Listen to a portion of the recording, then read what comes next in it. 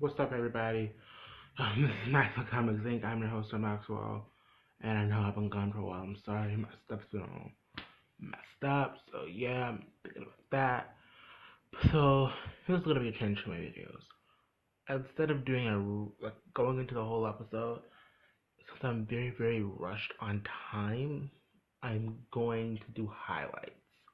So, right, this is going to be the what's happened on Supergirl so far, because I've missed so many episodes of Supergirl, The Flash, Legends, Arrow, that it's impossible for me to catch up. So I'm gonna be like, okay, so this is gonna be what's happened on Supergirl so far. I'm gonna do same Flash, Arrow, Legends. And those should be up around Thanksgiving. So happy Thanksgiving to the people who are celebrating that. So yeah, we gotta let that ring.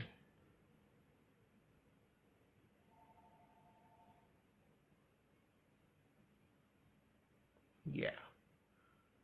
So yeah, let's get into this.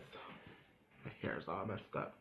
So basically, um, the second episode, Last Dungeon of Krypton, um, they're basically this guy with this kryptonite heart, and he went to go.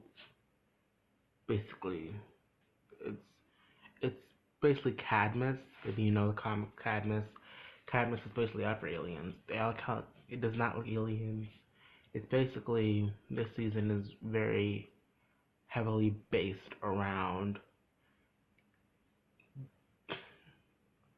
home, immigration, aliens trying to find a place where you belong. So yeah. So second episode, Last Children of Krypton, it was basically got two guys with Kryptonite's hearts by Cadmus and sent by Cadmus, which is a secret organization. If you've seen Justice League Unlimited or Justice League Animated, then you know what I'm talking about. So yeah, Cadmus is this organization that hates aliens, so they want to go out and destroy aliens, basically. So they want the public to turn on them, basically. I'm saying basically a lot, basically. So yeah, Superman and Kara basically, Superman and Kara take, you know, Metallo down. That's what they're called, Metallo. That's what the guy with the kryptonite heart is. And yeah, basically the turmoil of that episode is that, we get more into Maggie Sawyer's character, which is this really, really good character that is, wait, was she in episode 2? I know, I'm sorry, she's not, wasn't in episode 2, but I'll get into Maggie's character eventually. Yeah, we've gotten some tension between Alex and Kara because Kara really wants to go with Clark, like Metropolis, because he's like me, and I want someone like me around, blah, blah, blah, blah. Cause like, well, I'm your sister, I'm like you. Remember he abandoned you and this and that. It was basically this whole trip they had about Kara going to Metropolis with Clark. So, like, that was kind of ick to me. So we have also had, Win taking on a bigger position for Theo. You also have, what's it called? Yeah, you also have Clark, and, Clark is Clark. You know, there's a tiff about, yeah, there was that tiff with him, with Superman and Martian Manhunter about Operation Emerald, and we need Kryptonite to defend against Kryptonians, no offense. And she's like, well, one of those Kryptonians is my cousin Kara, and if it happened to us, then I'm like, well, not if it's not used, whatever. Well, I guess he kind of has a point because it was stolen to be used against them, but at the same time, I feel like, okay, if you don't want him to have it, then you have it. Don't destroy it. You keep it in your Fortress of Solitude. You keep that. So if there's ever a Kryptonian invasion, if there's ever a Kryptonian problem again, you need Kryptonite for, you can solve it. Just saying. Just saying. See? So nobody in the wrong. No, it's not in the wrong. You know it's not in the wrong hands. No one knows what the Fortress of Solitude is. So you're good. You're good. Yeah, and then we get Miss Grant leaving because Miss Grant. Well, the real reason is that the show moved to Vancouver, which is in Canada, and the actress who plays Cat Grant lives in LA, so she doesn't want to commute all the time, so she'll be a recurring character. Anyway, Kara picked a job. Kara's a reporter. Yes, I know. Doesn't make sense. She's a reporter, so let's go with that. She gets a new boss. Her boss is a man. Her boss is very, very mean. I don't care to remember his name, so I'm not going to.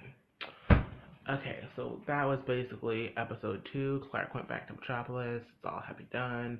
But Cadmus is our big muhaha. We also meet Lena Luthor, who was Lex Luthor's adoptive sister, and we don't know really if she's good or evil yet. I'm kind of thinking she's good over these last few episodes. So yeah, the rest is gonna be what's happened so far. Okay, so we meet Maggie Sawyer, right? Maggie Sawyer is this, very, very, very, very, very, very, very popular um detective in DC Comics. She's very well known.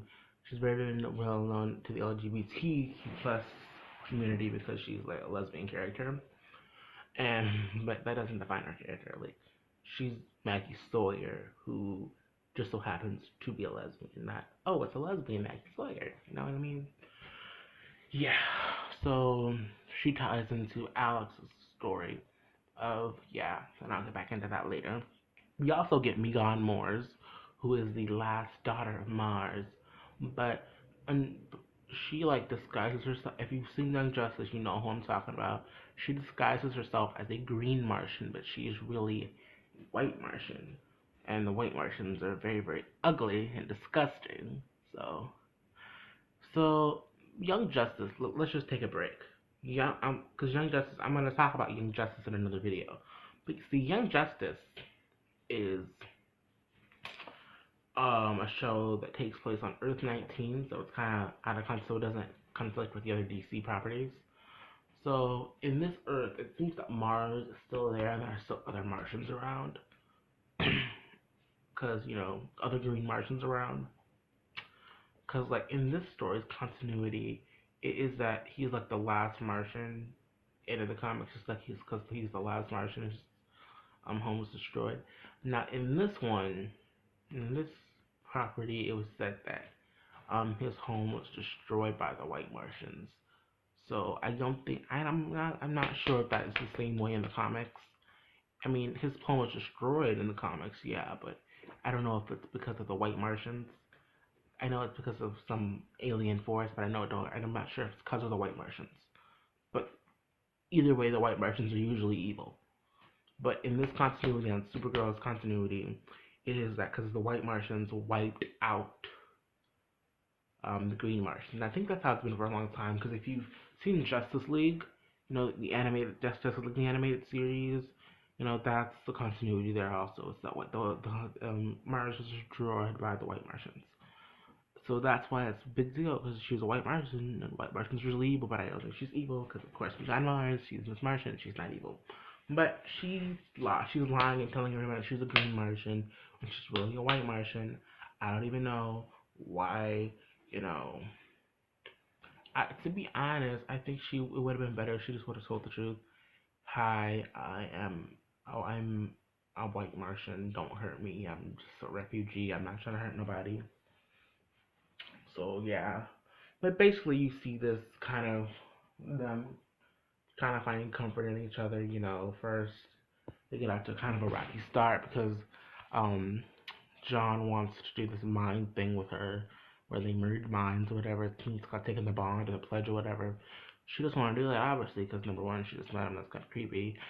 Two, it's because she is just she's a white Martian. She don't want to know she's a white Martian.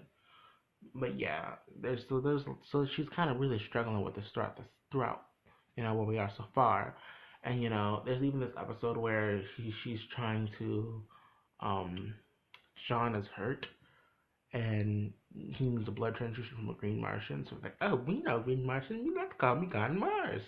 So they go. And God's like, she wouldn't want this because she knows he wouldn't want it because it's like, I'm a white Martian. But they think, what she's talking about, you're a green Martian. So she's not obviously not going to say, hey, I'm a white Martian. No, because she doesn't want him to die. But, so she just gives him the blood. And I think he's going to be reacting weird to it. I don't know what's going to happen, if he's going to get sick, or if, or if, like, he'll start having green Martian powers, or maybe he'll have a hybrid, maybe he'll be a hybrid now. Because, like, if you think about it, the blood, if the blood is having an effect on him, he is no longer a pure green Martian. He's now part white Martian. Well, I take that back about being part white Martian, but the blood not being pure green Martian. Maybe that's a problem for him. I don't know. It's whatever. But I really hope that it's like I really hope that we get. I really hope that somehow his daughter survived. I really hope somehow some people from his home world escaped or survived or whatever. You know what I mean? I really hope that that's the case. I really hope that. I really hope the blue beetle, the green Martian beetle or whatever, or the beetles are introduced in Supergirl. I really hope that that happens because yeah, it is part of Young Justice, and I promise I'm doing Young Justice. Yes, I know they were a really good series. I know they were canceled. I know they're coming back for season 3. I will get into all my Young Justice series in another video. But for now, this is Supergirl. Let's keep Supergirling. So yeah, that's going on with John and Megan. So yeah, let's get into. I'm gonna save Kara for last, cause yeah. Let's get into James. James Jimmy Olsen. Now, James. Long story short, James is getting really sick and tired of being put on the. Ooh, sorry, saw that on TV. He's getting really tired of being put on the sidelines. He wants to do more. He wants to help. He can fight. He can hold up in a fight pretty good, but not against alien tech and not against aliens, people with superpowers. So he basically, him and Wayne go on this project called Guardian. And I don't know if they call it that because I'm just calling it Guardian because he becomes Guardian. So yeah, Wayne builds him a suit that's like impervious to like being, it's basically like a super suit. And he's Guardian now. If you know the comics character Guardian, basically that. So basically, he's becoming a superhero. And I really see what's happening. They're basically getting Team Supergirl, like they're getting Team Supergirl, like for real. Like, cause think about it. On Arrow, you have all these other comic characters. Flash, you have all these comic characters. They're Team Flash, Team Arrow. The Legends are just a bunch. The Legends is one big team. So I'm sorry, Legends is one big team. So it's like, yeah, they get a Team Supergirl. Cause we got Mon-El, we got Miss Martian, we got the Guardian. Obviously, we got Martian Manhunter. So we got a team. We got a team. So yeah, So what was it? So yeah. So basically, he's tired of being sitting on the sidelines, but he's called Guardian now. He's a superhero. He can fight. He's pretty good. So here's the thing. I think this, and they don't want to sell Kara. They've made it lad so she can't see who it is. That she just tries to stop us. Like no, if you prove yourself, I don't think she can try to really stop you. I mean, it's whatever. It's whatever. You know what I mean? Like, I guess I kind of get it, but at the same time, it's like she could help you. So I don't know. It's whatever. We'll see. We'll see. So let's get into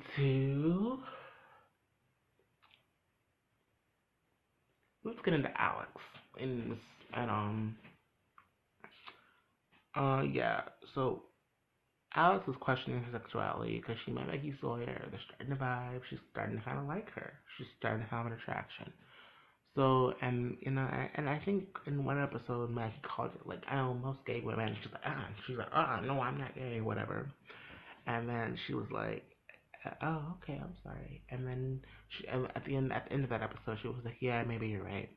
And then eventually she comes out to kind of Kara. It kind of goes awkward. Kara doesn't reject her, but at the same time, Kara's trying to find it really hard to understand. You know what I'm saying? Um, yeah, and then basically she goes back. She's like, I told Kara it's all good, you know. And then I think they kissed.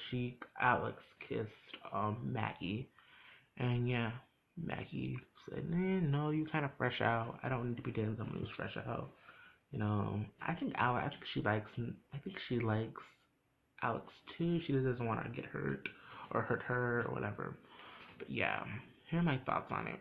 I really think this is really good. I think it's good. I'm fine with it. I don't have a problem with it. This is really good for the LGBTQ plus community representation, all that good stuff. Just I kind of wish it was when. I still like the Maggie Alex. I really wish they would have made Alex bi, because I still wanted to maybe see her one day with Maxwell Lord. Just saying. So just make her bi and then be with Maggie, and then yeah.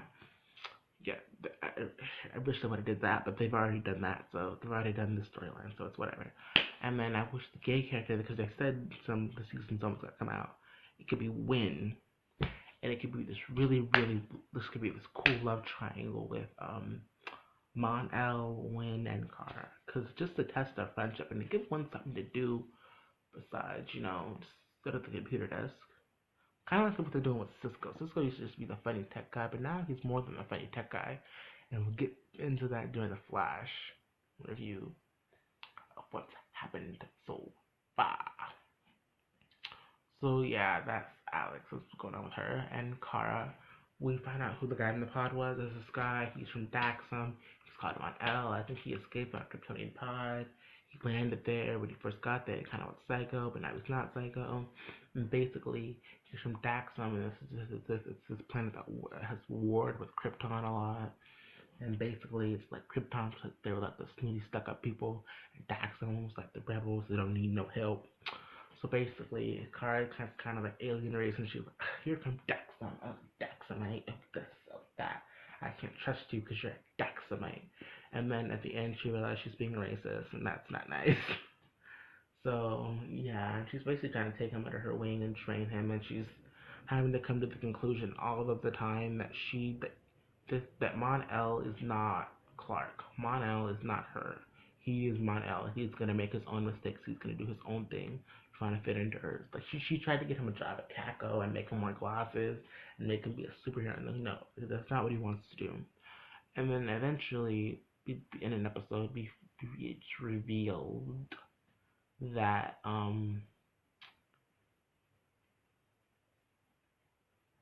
he's using his superpowers to beat up people for money.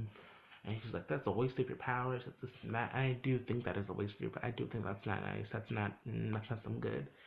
But at the end of the day, she has to realize that is not Clark. Because I think what she's trying to do, she's like, "I didn't get to do this for my cousin." Because originally she was supposed to come to watch over her cousin, but she didn't get to do that with Clark. So now she wants to do that with Mon-El. But Mon-El just Mon-El's kind of the rebel character. I think he's trying to be set up for love interest for Kara, which I would love to. I would love to see that. That's awesome, but not right now. Now he's doing kind of a mentor thing. So everybody's kind of paired off with it equal. Like, Jean has gone, and Alex has Maggie, or kind of has Maggie, or had Maggie, or whatever. And then, Kara has Mon-El. So that's basically what's going on with everybody. We got Luther, but I'll go in more into her in another episode, because she's not really a big player yet. And yeah, that's Cadmus is the overarching bad guy. That's pretty much it on the Supergirl and the highlights on what's going on with story and plot. And yeah. So yeah. There was an episode that aired this Monday, but where I live in America, Texas, Houston. So I guess what they did was it didn't air on the CW in my area, and I checked the TV guide that said it's gonna air this Sunday before the Monday that starts the 4-night crossover. So on that Tuesday, I will review that and pick that up. And yeah, 4-night crossover's coming up, so that's why I'm getting all these knocked out. So yeah, this is Maxwell Comics Inc. I'm your host, Maxwell, and yeah, next will be the Flash review, then Arrow, then Legends. So, yep-a-doodle, let's go. Bye.